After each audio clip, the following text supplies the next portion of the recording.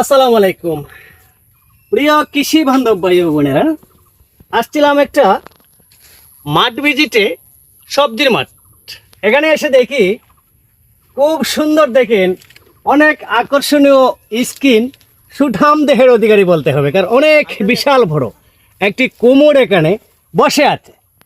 একটু পিছন থেকে যদি দেখি ভাই, আমি কেন বললাম সেটা বসে আছে, আমরা জানি যে মাচা থেকে ফলগুলা ঝুলে থাকে, আর এটা বসে আছে। কেন বসে আছে? এটা ওজনে অনেক বেশি হয়েছে, অনেক লুড হয়ে গেছে, যে কোনো সময় চিরে যেতে পারে। এর জন্য কৃষক যে টেকনিকটা এখানে অবলম্বন করলেন, এটা শেয়ার করার জন্য আজকের এই ভিডিওটি। এই 3টি কুটি দেওয়া হয়েছে এখানে, তারপরে এখানে একটা সুতলি দিয়ে দেখেন একটা ভাদন দেওয়া হয়েছে, এখানে বাঁধন দেওয়া হয়েছে, এখানে দিয়ে এখানে কিছু বন দেওয়া হয়েছে।